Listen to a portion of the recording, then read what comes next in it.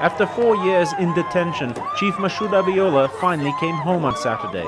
But instead of the hero's welcome his supporters had hoped to give him when this day arrived, Chief Abiola was making this final journey in a coffin. It was an emotional moment for his family and the small crowd of followers who were waiting to receive the body in the early morning. For some, it was just too much. Chief Abiola's funeral had been postponed since his death on Tuesday from an apparent heart attack, so that an official post-mortem could be performed. The Nigerian authorities have been anxious to disprove allegations by his supporters that foul play was involved, and a team of international pathologists had been flown into Nigeria to assist local medical teams. As Islamic prayers were recited inside the compound, outside, heavily armed police were on hand in anticipation of violence. By midday, thousands of mourners were streaming into the residence to offer their condolences to the Abiola family. For them, he was much more than just a political leader. Well, it symbolized hope to us, it symbolized great future. I feel a big void and a loss, irreplaceable.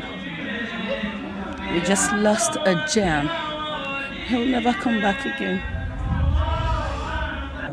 Some were able to pay their final respects to Chief Abiola and view his body as it lay wrapped in a white cloth awaiting burial.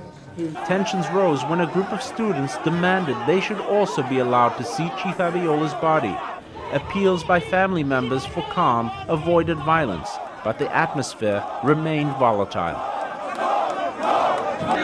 The Abiola family wanted a quiet and dignified funeral, but when the body appeared, the crowd went wild with emotion. There was pandemonium as people scrambled to get a last glimpse of their hero. But in the Muslim tradition, there was no ceremony, and in a matter of minutes, the body was in the ground.